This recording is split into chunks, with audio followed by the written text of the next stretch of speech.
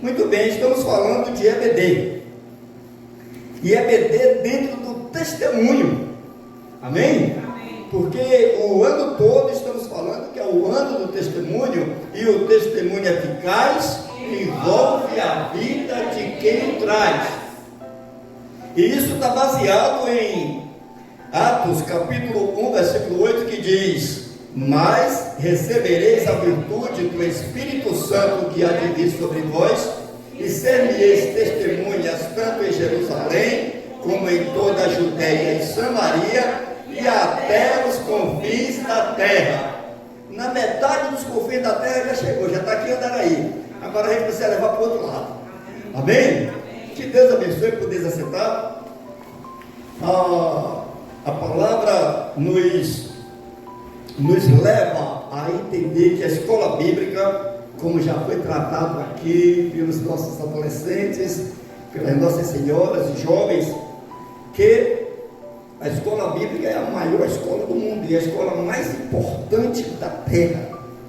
Ok? Não existe outra escola melhor que possa preparar a gente, inclusive, para as outras escolas. Os meninos que já fazem parte da EBD, quando vão para as escolas normais da sociedade, já chegam lá entrosados, já chegam lá perguntando cadê as cadeiras, cadê não sei o quê, porque já tem uma noção do que é escola, por causa da escola bíblica dominical. Amém? E além disso, prepara a pessoa para viver, e é o que nós vamos tratar, iniciar este mês, neste dia, os assuntos desse mês concernentes à escola bíblica. Nós temos dois textos básicos para a mensagem de hoje. O primeiro se encontra em Mateus 5, 18a, aí pula para 39, 40 e 47, que é o tema, que é a nossa divisa, que é o texto do mês. Mateus 5, eu falei lá tudo depois. Mateus 5, versículo 18a, pula para o 39, 40 e depois pula para o 47. E o tema é: a escola bíblica testifica a vida eterna em Jesus. A escola bíblica testifica a vida eterna em Jesus. E diz assim o texto: disse-lhes Jesus: examinai as Escrituras, porque julgais ter nelas a vida eterna, e são elas que dão testemunho de mim. Mas não quereis vir a mim para terdes vida. Mas se não credes nos Escritos, como crereis nas minhas palavras? Pai Altíssimo e Soberano, muito agradecido, Senhor, por tanta sabedoria, por tanta glória que o Senhor expressa, e por nos alcançar. O Senhor é tão sábio, que se fez homem tão simples, para poder se comunicar com o mais ignorante dos homens, ao ponto de até a mim chegar à compreensão da tua graça. Muito agradecido a Deus por teres te abaixado tanto, por tanta sabedoria e amor e respeito à tua criação. Pedimos que o Senhor nos oriente e que respeitemos a Bíblia Sagrada e tê-la como a única base material, intelectual e racional para a compreensão da história que foi completada, as promessas da vida do Cristo há 2000 anos atrás, como também das Escrituras físicas que estão até hoje alinhados ao teu Espírito Santo. Muito agradecido porque o Senhor continua sendo o mesmo ontem, hoje e eternamente. Te agradecemos e pedimos a tua direção para essa importante tarefa, para levar a mensagem ao povo mais inteligente da terra, o povo que escolheu Jesus. Que o Senhor reine sobre nós, no nome deste mesmo Jesus. Amém, amém e amém. Esse texto vou ler outra vez. Disse-lhes, pois, Jesus: examinais as Escrituras, porque julgais ter nelas a vida eterna, e são elas que dão testemunho de mim, são elas que testemunham de mim. Mas não quereis vir a mim para terdes vida. Mas se não credes nos Escritos, como crereis nas minhas palavras? A Bíblia Sagrada é a palavra de Deus, compreendida em testificar na Constituição que rege a cidadania do reino de Deus, e nos testamentos que descrevem a herança da vida, e o meio de Deus transmiti-la a seu Filho Jesus, e aos adotados que recebem Jesus ao estudarem a Bíblia, conforme Hebreus capítulo 9, versículo de 13 a 20. Se os irmãos quiserem acompanhar com a sua Bíblia, vale a pena. Hebreus capítulo 9, de 13 a 20. A gente vai ver qual é o meio que a herança de Deus chega para a gente, porque é que a Bíblia é chamada de Constituição e porque ela é chamada de Testamento. Diz assim, Hebreus 9, de 13 a 20: porque se a aspersão do sangue de bodes e de touros e das cinzas de uma novilha santifica os contaminados quanto à purificação da carne, quanto mais o sangue de Cristo, que pelo Espírito eterno se ofereceu a si mesmo imaculado a Deus, purificará das obras mortas a vossa consciência, para servirdes ao Deus vivo. E por isso é mediador de um novo pacto, de um novo testamento, de uma nova aliança, para que, intervindo a morte, para a remissão das transgressões cometidas debaixo do primeiro testamento, ou do primeiro pacto, os chamados recebem a promessa da herança eterna. Pois onde há testamento, necessário é que intervenha a morte do testador, porque o testamento não tem força senão pela morte, visto que nunca tem valor enquanto o testador vive. Pelo que nem o primeiro pacto, nem o primeiro testamento foi consagrado sem sangue, porque, havendo Moisés anunciado a todo o povo todos os mandamentos segundo a lei, tomou o sangue dos novilhos e dos bodes com água, lã, púrpura e sopo, e aspergiu tanto o próprio livro como todo o povo, dizendo: este é o sangue do testamento que Deus ordenou para vós, ou do pacto que Deus ordenou para vós. Amados, esse texto é um tanto longo, mas para exemplificar, para mostrar quem já recebeu herança aí, ou quem está preparando o testamento, e eu previno que já tem mais de 50 anos, se não quiser ver confusão dos seus filhos, faça o testamento de 2 ou 3 casas que você tiver, ou de uma. Faça seu testamento, que é para na hora que você morrer não deixar ninguém brigando. Amém? E Deus, inteligentemente, sabendo que a gente é encrenqueiro até onde não pode mais, Ele fez primeiro o Antigo Testamento para mostrar que só tinha direito de ser filho dele, de ser herdeiro dele, quem fosse perfeito. E aí não encontrou ninguém. Aí o que é que ele faz? Ele se faz carne. Ele cria um novo homem. A Bíblia não diz que ele criou, para dar uma ideia de uma criação primeira, segunda ou terceira. A Bíblia diz que ele gerou do Espírito Santo. Gerar é aquilo que tem a mesma substância que você tem, para ser outro igual a você. Ser homem igual a você. Quem gera um cachorro é cachorro, né? Quem gera um gato é gato, quem gera macaco é macaco. Não é assim, gente? É ou não é? Então Deus gera o quê? A Bíblia diz que tudo foi criado por Deus. Aí de repente está dizendo que Deus gerou um filho. E ainda diz: Deus amou o mundo de tal maneira que deu o quê? Seu Filho unigênito, ou seja, único da sua genética, único do seu DNA, único da sua própria substância. Ou seja, se Deus fosse homem, teríamos dois homens, mas não pode ter dois deuses. E agora? Se homem gera homem, macaco gera macaco, Deus gera o quê? Deus.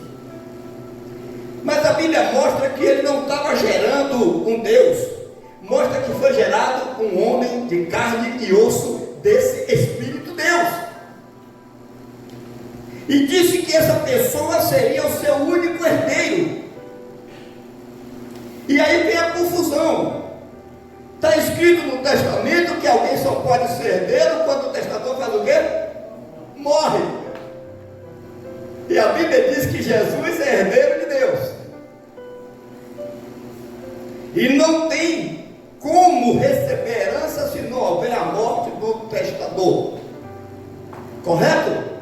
E o testamento, enquanto o testador está vivo, ninguém tem direito a receber nada, ninguém tem como fazer nada, porque o testador pode mudar na hora que ele quiser o seu testamento. Então a palavra de Deus mostra que esse Cristo é o próprio Deus encarnado. Mas para que a gente não se confunda mais ainda, ele diz assim, Jesus começa dizendo o tempo todo: eu e o Pai somos um. Aí a pessoa não quer entender, porque Deus é o quê? Onipresente. Deus está em todos os lugares. Quem lê o Salmo 139 sabe disso. Para onde eu posso me esconder no teu Espírito? Se eu subir, tu estás lá, e se eu descer, tu estás lá. Se eu for para o inferno, o Senhor está. Se eu for para o céu, o Senhor está. Se eu for para a extremidade do mal, o Senhor está. Se eu for para as trevas, o Senhor está. Não tem como fugir, porque Deus é onipresente. Então isso já nos ajuda a entender então melhor. Se Ele é onipresente, Ele pode concentrar a personalidade dele em qualquer lugar, e a sua presença continuar em todos os lugares. Então esse Deus Todo-Poderoso concentrou a sua personalidade na pessoa de Jesus Cristo. Jesus Cristo tem a mesma essência e a mesma substância do Espírito que nós chamamos de Deus. E para que não haja mais confusão ainda, Deus é apenas um título, como presidente, prefeito. É um tipo de autoridade, de governo, que pode passar de uma pessoa para outra. Um tempo o prefeito é um tempo é outro, né? Não é assim? Rapaz, aí a coisa fica mais bonita, porque a Bíblia diz o seguinte, que o Espírito é o Pai. Jesus disse assim: olha, Deus busca verdadeiros adoradores, porque Deus é Espírito, e é necessário que aqueles que o adorem em espírito e em verdade, porque são a estes que o Pai procura para adorá-lo. Então quando Jesus vem de carne e osso, Jesus explica tudo isso, e depois diz: olha, até agora vocês me verem completamente submisso, porque ele orava ao Pai, mas ele dizia para todo mundo: olha, eu sou o caminho e a verdade e a vida. Ninguém não vai não? Ninguém vem ao Pai senão por mim. Quando ele diz que é o caminho, ele está dizendo que é o meio pelo qual se chega. Quando ele diz que é a verdade, ele está dizendo que é o encontro com Deus, porque Deus é a verdade. Quando ele diz que é a vida, ele está dizendo que ele é a permanência da verdade. Ele está dizendo: olha, eu sou o meio pelo qual, eu sou o qual, e eu sou a permanência do qual. Glória a Deus. Eu sou tudo. Você está comigo na fase de caminhada, você vai estar comigo na chegada e você vai estar eternamente comigo na casa de meu Pai. Na casa de meu Pai há muitas moradas. Se não fosse assim, eu teria dito para vocês. E eu vou preparar lugar para vocês. E quando eu for preparar lugar, virei outra vez. E vos levarei para mim mesmo, para que onde eu estiver, estejais vós também. E vós já sabeis o caminho e sabem para onde eu vou. Ele falou e eu disse: Senhor, basta-nos o Pai, isto nos basta. Aí ele: Tomé, há tanto tempo eu estou com vocês e até agora você não me conhece. Quem vê a mim vê o Pai. Como dizes tu, mostra-nos o Pai. Crede que eu estou no Pai, que o Pai está em mim. Crede por causa das mesmas obras. Então a escola bíblica vai nos dando, nos norteando para que a gente acredite numa coisa da orientação divina. Porque na ciência humana isso é impossível. É impossível ter duas pessoas e um corpo no mesmo corpo. Parece que é, não é? Comparando mal, alguém aí já teve verme? Dois seres no mesmo corpo.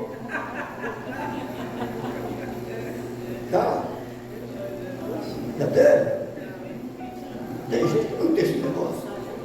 Tem gente aí que está cheio de bactérias.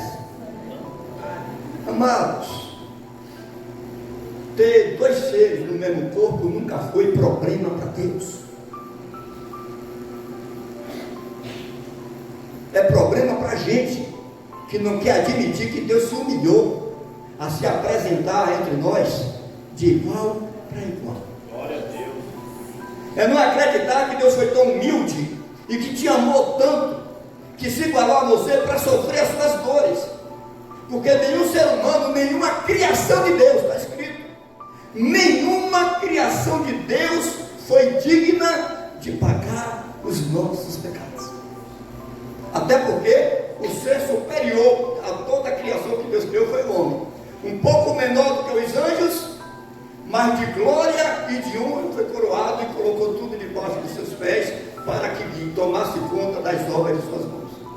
Então, se o homem falhou, não tem anjo, não tem outra criação, outra criatura que possa nos resgatar. Atos capítulo 28, versículo 20. Estou invertendo, capítulo 20, versículo 28, diz: olha, vocês que foram escolhidos como bispo para pastorear a igreja de Deus, tenha cuidado com vocês mesmos, tenha cuidado com o rebanho, do qual o Espírito Santo vos constituiu bispos para apacentardes a igreja de Deus, que ele comprou com o seu próprio sangue. Deus comprou a igreja com o seu próprio sangue. E não pode haver dois deuses, porque o mandamento diz lá logo no início da lei: não terás outros deuses diante de mim. Não tem essa ideia de um Deus superior e um Deus inferior. Existe Deus, e o mais é sua criação. Não existe três deuses. A Trindade não é três deuses. É um Deus em três manifestações relativas ao raciocínio e ao relacionamento humano. Até porque é muito fácil entender isso quando a gente olha para a gente mesmo. Eu sou homem, acabou, é o que eu sou. Se eu gerar um filho, eu sou pai. Se eu for gerado, eu sou filho. Mas eu sou a mesma pessoa. E meu nome é Cândido. Mas eu sou só uma pessoa. Cândido é o meu nome. Eu sou homem. E na minha condição de homem, eu sou pai, porque tenho o poder de gerar. E sou filho, porque fui gerado. E quando Jesus veio, Deus se manifestou dessa forma. Pai, filho.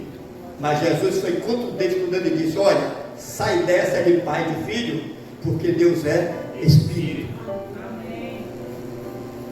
E os verdadeiros adoradores adoram o Pai em espírito e em verdade.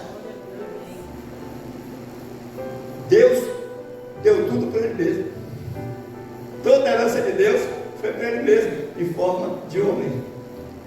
O homem Jesus, quando ressuscitou, disse: toda autoridade me foi dada no céu e na terra. Portanto, ide, fazer discípulos de todas as nações, batizando em nome do Pai, do Filho e do Espírito Santo. E eis que eu estou convosco todos os dias, até a consumação dos séculos. Ele diz que quem estava era ele mesmo. Então ele já está dizendo que ele é onipresente. Onde houver 2 ou 3 reunidos em meu nome, ali estarei eu no meio deles. E meu Pai vai dar tudo o que vocês quiserem, porque meu Pai sou eu mesmo. Amém? Amém. Essa questão de herança, de herdeiro, de testamento e de constituição, a gente pode ver em Romanos capítulo 8, versículo 1 e 2. E depois a gente pode pular até para o versículo 16 de Romanos 8, para a gente compreender essa questão de Antigo Testamento e Novo Testamento. Olha como a coisa muda de um para o outro. No Antigo Testamento exigia a perfeição física e de obra das pessoas. Quem tinha qualquer defeito físico não podia entrar no santuário do Senhor. Físico. Imagine moral. Imagine espiritual. Aí ele disse lá: tudo aquilo era uma figura de sangue de touro e de bode, só para questões da carne. Ali nunca se viu para o Espírito, porque o sangue que tem valor eterno é o sangue de Jesus Cristo, porque é o sangue que vem pela razão do Espírito e não por um simples nascimento carnal. Diz assim Romanos capítulo 8, versículo 1 e 2: agora pois nenhuma condenação há aos que estão em Cristo Jesus, porque o Espírito de vida em Cristo Jesus te livrou do pecado e da morte. Ou seja, até Jesus vir, o testamento dizia: só pode receber a herança de Deus quem for perfeito. No dia que isso aconteceu, Jesus foi o herdeiro único de Deus, e todo mundo passou a ser servo dele. Porque você vai ter que escolher. O seu livre-arbítrio é só para escolher quem é o teu Senhor. Você não tem livre-arbítrio para nada, só no pensamento. Isso se não tem interferência. Que a mídia está aí, botando a porção de pensamento na tua cabeça, e tu fica louco e não consegue pensar o que deve.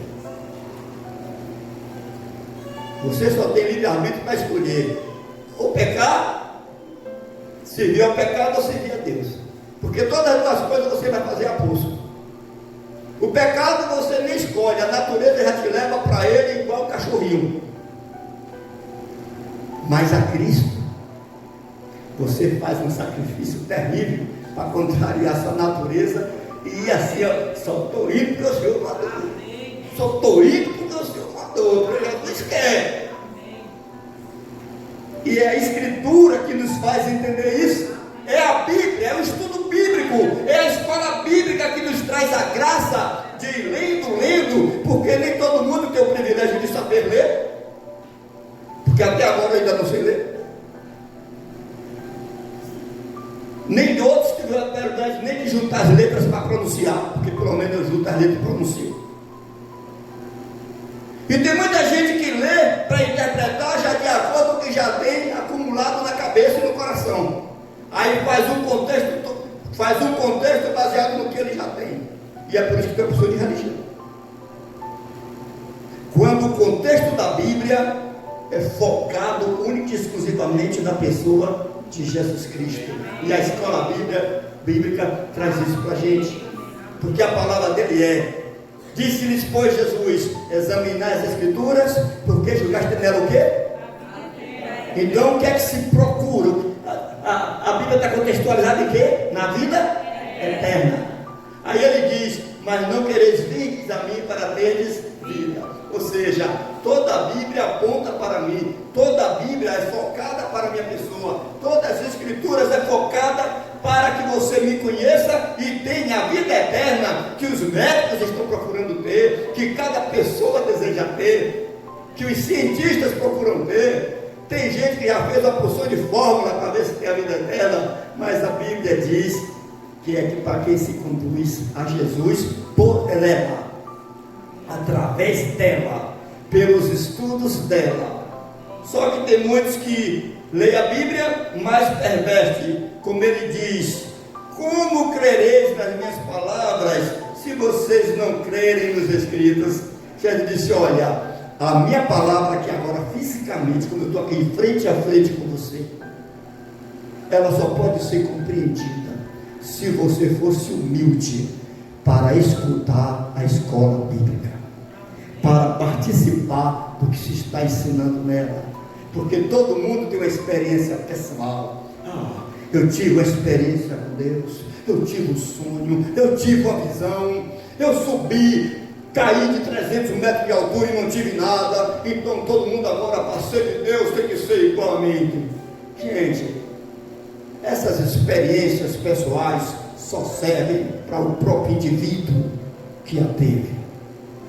A Bíblia está aqui trazendo uma verdade em forma testamental. Testamento, ou seja, você só faz parte se a sua conduta, o seu DNA estiver fazendo parte do que se está determinado no testamento.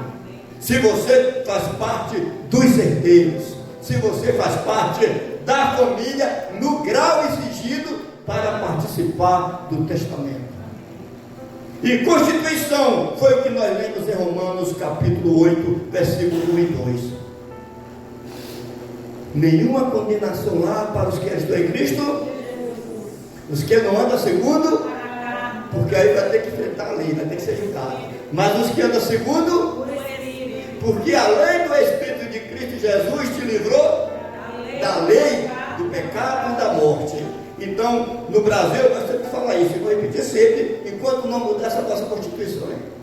Em 1988, a Constituição do Brasil regia o povo brasileiro com muita discriminação à mulher, com muita discriminação às pessoas de baixa renda, com muita discriminação aos pobres, e com direitos muito piores, muito mais desonestos e desarrumados do que o que nós temos hoje. Só voltava para a autoridade de capitais, e o povão não tinha direito a votar nem governador nem a presidente. Aí na Constituição de 1988, as pessoas passaram a ter os direitos que na outra Constituição não tinham. Quem já viu isso aí, levante a mão. Quem já estudou, levante a mão. É assim mesmo, gente? É assim mesmo? Então está dizendo aqui que a lei do Espírito de vida em Cristo Jesus estabeleceu a nova Constituição. A Constituição do Espírito, que não vai mais lhe julgar pelos seus pecados da carne, que não vai mais lhe julgar por você ser filho de Adão, que não vai mais lhe condenar pelas coisas que a sua natureza te obriga a fazer, mas é a lei que vem pela tua mente transformada pelo que aprendeu nas Escrituras.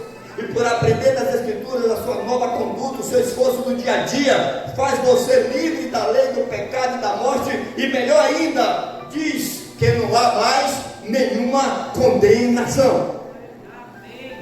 Mas aí você vai para o versículo 14 até o 16, aí ele diz: porque todos aqueles que são guiados pelo Espírito de Deus, esses são filhos de Deus. Porque não recebestes o espírito de escravidão, para outra vez estardes com temor, mas recebestes o espírito de adoção de filho. Ser adotado, porque a nova Constituição permite Deus me adotar como filho. Amém. Permite Deus adotar vocês todos, toda a humanidade como filho. Amém? Amém? Amém. Porque não recebestes o espírito de escravidão, para outra vez estardes em temor, mas recebestes o espírito de adoção de filho, pelo qual clamamos a Abba Pai. E o Espírito testemunha, anda no testemunho, e o Espírito testifica com o nosso Espírito que somos filhos de Deus. E se somos filhos, somos também herdeiros, herdeiros de Deus e co-herdeiros de Cristo, se é certo que com Ele padecemos, para que também com Ele sejamos glorificados. Porque agora você não é filho de Adão, você não é réu para esperar ser julgado, agora você é filho para esperar o julgamento da sua herança e não dos seus pecados. O seu direito de herança é esse o tribunal de Cristo, para ver o que foi que você produziu como filho de Deus, para ver qual é a parte sua da herança. E é por isso que entra testamento. E aí, ficando entendido dessa forma, João capítulo 8, 31 a 36, que é bom os irmãos abrirem também se puderem, a palavra de Deus também demonstra que a escola bíblica examina as escrituras que testificam a vida eterna em Jesus, e ignorá-la é desprezar direitos de filhos livres. Desprezar a escola bíblica, não está nem aí para a escola bíblica, é continuar ignorante dos direitos de filhos livres. E aí fica com a mente perturbada, qualquer notícia que vem, fica desesperado. Se disser que o mundo vai acabar amanhã, quer sair correndo, quer procurar um lugar para se esconder. E quando você sabe que é filho ao contrário, você vai chamar outra pessoa e dizer: vamos orar. Será que é isso mesmo? Não acredite no que você está ouvindo por aí, não. Não acredita não, porque as coisas vêm tudo como se fosse verdade. E a Bíblia diz que a única verdade é Jesus Cristo. É a palavra dele. E conhecereis a verdade. Por ele. Então diz em João capítulo 8, versículos de 31 a 36, disse pois Jesus aos judeus que haviam crido nele: se vós permanecerdes na minha palavra, sois verdadeiramente meus discípulos, e conhecereis a verdade, e a verdade vos libertará. Responderam-lhe: somos descendência de Abraão, e jamais fomos escravos de alguém. Como dizes tu, sereis livres? Replicou-lhe Jesus: em verdade vos digo, todo aquele que comete pecado é escravo do pecado. O escravo não fica sempre na casa, o filho sim, para sempre. Se pois o filho vos libertar, verdadeiramente sereis livres. Então, se você quer ser livre, você não pode ser livre para outra coisa a não ser para ser filho de Deus, para entrar e ficar na casa de Deus. Ele disse: escravo que não pode. Aí pergunta: você está com Deus? Estou. Você é filho de Deus? Sou. Está salvo? Não sei. Gente, toma vergonha. Não diz que é filho de Deus, não. Que Deus não tem filho perdido. Deus não tem filho abandonado. Filho de Deus é a pessoa que aceita-se a adotar por Ele. E Ele diz: darei o meu Espírito e vocês vão testemunhar até os fins do mundo. Amém. Nós lemos aqui no início: mas recebereis a virtude do Espírito Santo. E receber a virtude do Espírito Santo, ser batizado pelo Espírito Santo, ser cheio do Espírito Santo, não é ser ungido pelo Espírito Santo.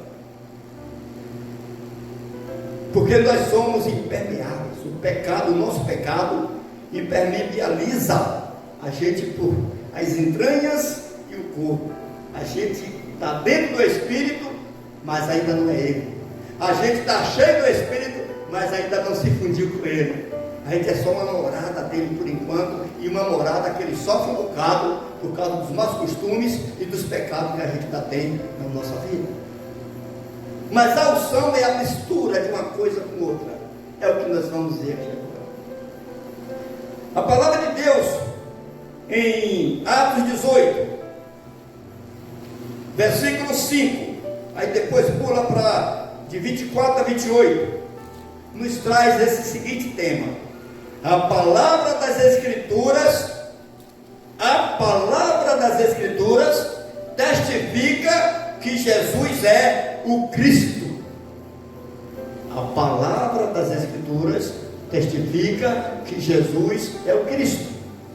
Vejamos o texto, Atos 18, versículos 5 e pula para 24 a 28.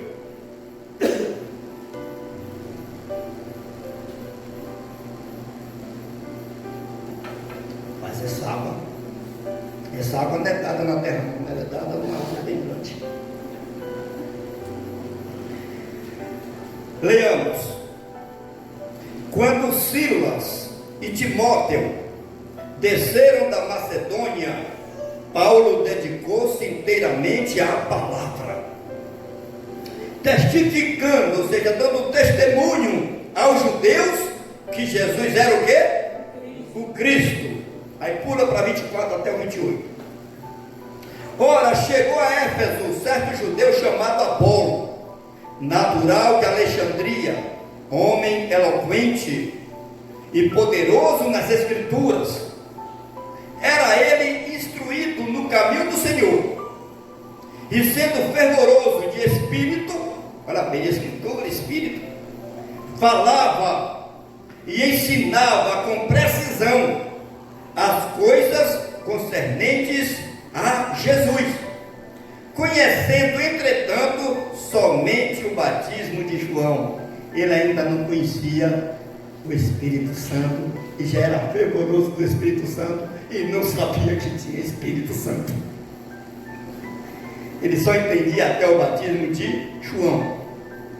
Ele começou a falar ousadamente na sinagoga, mas quando Priscila e Áquila o ouviram, olha bem, o homem era poderoso, era eloquente, tinha uma formação extraordinária, unge com a mala, aquele óleo, essa pomada faz o quê? Penetra da pessoa, evapora.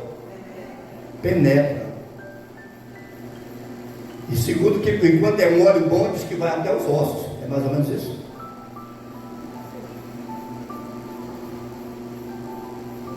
É ou não é? Agora imagine como Jesus foi formado, para a gente entender isso. Então ungir é misturar aquele óleo penetrando no corpo daquela pessoa. Ok? Adia até os ossos. Eu vou deixar que eu não tenho afirmação aqui. Mas vamos botar aquele que o óleo misturou no corpo da pessoa, na matéria da pessoa, na substância da pessoa. Correto? Correto, gente? Fala alto, pessoal da medicina. Glória a Deus. Pronto. Do osso deixa por minha conta, que depois eu respondo lá quando me tratarem. A palavra Cristo significa ungido, e ungir significa untar com óleo ou perfume penetrante até os ossos. Isso aí um dia vai ter a prova científica, é problema de que não descobrir. Quanto a Jesus, o Cristo, Filho de Deus, fisicamente gerado do Espírito Santo. Pode abrir em Mateus capítulo 1, 18 a 23, que nós vamos comprovar isso.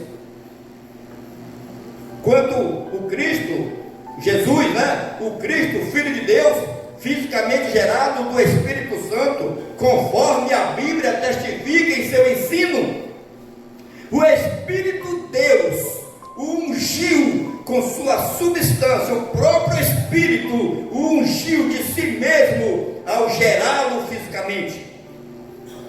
Ou seja, quando Jesus era uma substância ainda invisível, ele já estava ungido. Então ele e o Espírito se tornaram um só. Deu para entender, gente? Está dando para entender? Quando ele estava lá invisível, assim, só um fetozinho lá, que não sei nem se é feto, você pode chamar, quando aparece logo, a Bíblia diz que ele foi gerado de quê? Vamos ler o texto? Quem achou, diga amém? Mateus capítulo 1, de 18 a 23.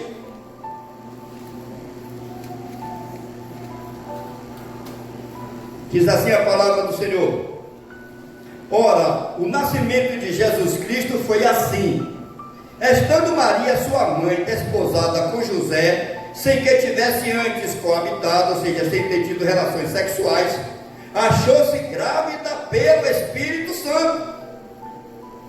Mas José, seu esposo, sendo justo e não a querendo infamar, resolveu se separar dela secretamente, porque ele disse: não é meu.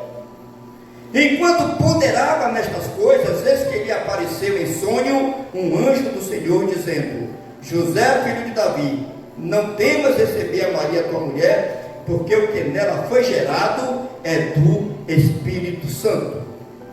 Ela dará à luz um filho, e lhe porás o nome de Jesus, porque ele salvará o seu povo dos seus pecados.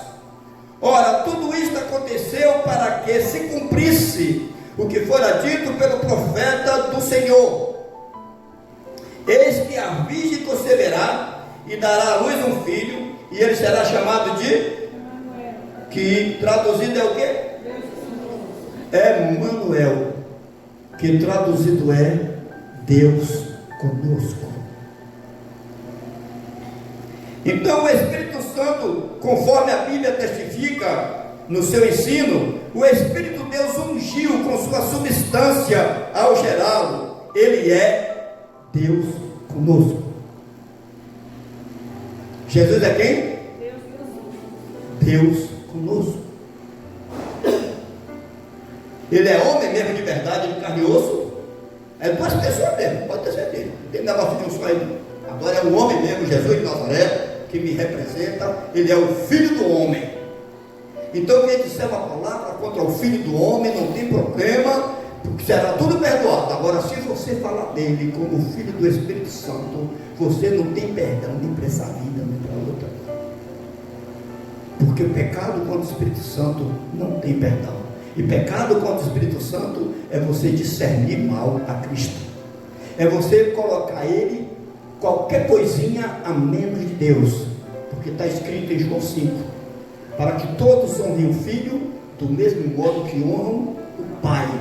Quem não honra o Filho, não honra o Pai que o enviou. E ele disse: o Pai que me enviou não me deixou só, está aqui comigo. Olha, eu envio uma pessoa e chego junto com ele. É uma confusão tremenda se não quiser entender o que é graça.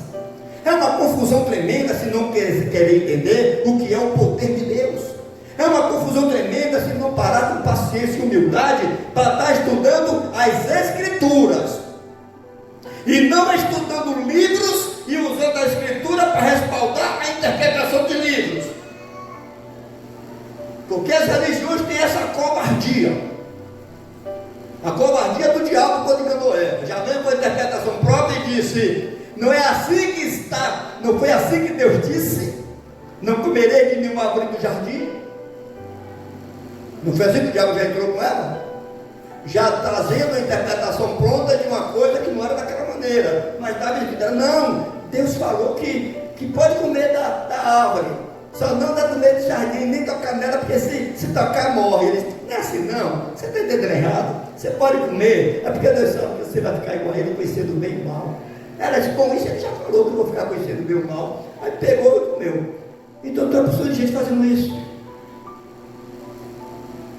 Então não confie no livro, nos livros batistas, não confie nos livros de religião nenhuma.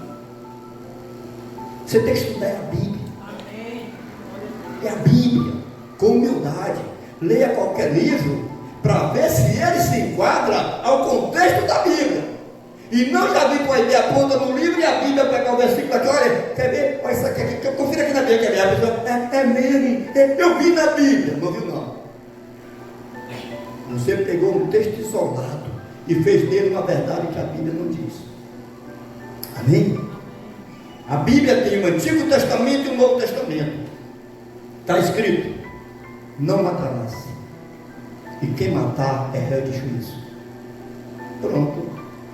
Aí eu posso lhe xingar, posso fazer o que for com tudo. Não lhe matei, está tudo beleza. Só que Jesus, quando veio no Novo Testamento, ele disse: olha, é graça pura, é beleza. Agora, lá está escrito que não matarás, que será réu de juízo. Só que se você, em seu pensamento, se irá com a pessoa, você já é assassino. Você tem que pedir perdão na hora, se socorrer na hora e buscar mudar isso. Se você chamar alguém de reca, você é réu do cinema, de raca. Se você chamar alguém de louco, você é réu do fogo do inferno. E agora, gente? Olha como o negócio, a graça é tão bacana, que ele diz assim: na lei está escrito, olho por olho, dente por dente. Com vocês eu digo assim: se você pecar, arranque seu olho mesmo, sua mão, seu pé. Porque o seu problema agora não é com os outros, é com você mesmo, comigo. Olha que beleza, é isso que a Escritura está dizendo. Aí quando eu uso do Velho Testamento para poder pegar uma lei para condenar alguém, eu estou dizendo que rejeitei a graça. Eu estou querendo a misericórdia para mim e o juízo para o outro. E ao contrário, eu devo oferecer a outra face. Não dá mais família. E se perder alguma coisa, ainda dá mais alguma coisa se eu tiver, para facilitar, para ver se eu consigo recuperar aquela pessoa que Deus está que Jesus morreu na cruz por ela. É isso que a Bíblia ensina. Só que eu não quero isso. Eu quero farinha pouca, meu pirão primeiro. Eu quero se alguém bater no meu pé, eu tenho que dar pancada nas costas. Eu tenho que provar, olha, minha casa ninguém mexe. Eu tenho que provar logo que se mexer comigo ou com minha família, a coisa pega. Mas Jesus disse o contrário. Ele disse, prega o Evangelho. Vá com o meu Espírito, guiado por Ele. Porque é isso que a Escritura preparou. A Escritura é toda para te preparar para isso. Ela mostra como você é de fato, através da lei, e mostra como é que você fica, através da graça. A Bíblia está aqui para isso. Que Deus nos abençoe e que a gente possa honrar esse Deus nessa glória extraordinária. Para encerrar, 2 Timóteo, capítulo 3, de 13 a 17, que não precisa muito comentário, a não ser a conclusão da leitura. 2 Timóteo, capítulo 3, de 13 a 17. A EBD ensina a salvação em Cristo e prepara pessoas de Deus para testificarem em toda boa obra. Então a EBD é para isso, para fazer você conhecer bem esse Cristo. Por isso que hoje a gente não falou muito de EBD na pregação. A gente falou de quem a EBD fala. A gente falou hoje de quem é Jesus, ungido. Então o Espírito Santo se fundiu em um corpo humano. Porque se filho de Deus é Deus, filho de homem é homem, filho de Deus não pode ser outra coisa. Então Jesus é o cara. Ele é filho de homem de verdade. E é filho de Deus de verdade. E a personalidade do filho do homem não interfere na personalidade de filho de Deus. E os dois andam assim, um com o outro, em harmonia. Porque no corpo de Cristo sim são dois. Quem está sentado lá no trono é Jesus de carne e osso. Ressuscitou, bebeu, mas não foi americano. Comeu peixe, comeu pão. Mandou pegar a veja do seu meio. E depois subiu aos céus exílio. Primeiro mandou, pegue mesmo, agora vem comigo. Fica aí olhando. Porque quando vocês verem subir, você vai lembrar de Deus. De carne e osso. Quem está sentado lá, reinando, é um Deus de carne e osso. Mas com o seu Espírito continuando onipresente. E a personalidade dele naquele corpo. Porque tudo que Deus fez foi para que o homem governe. E já tem um homem governando, o homem Jesus, o Senhor de todos. Mas os homens maus e impostores irão de mal a pior, enganando e sendo enganados. Tu, porém, permanece naquilo que aprendeste e de que fostes inteirado, sabendo de quem tens aprendido, e que desde a infância tem lugar para ele na escola bíblica, amém? E que desde a infância sabes as sagradas letras, que podem fazer-te sábio para a salvação, pela que há em Cristo Jesus. Toda a Escritura é divinamente inspirada e proveitosa para ensinar, ou seja, para a escola bíblica, para repreender, para corrigir, para instruir em justiça, para que o homem de Deus seja perfeito e perfeitamente preparado para toda boa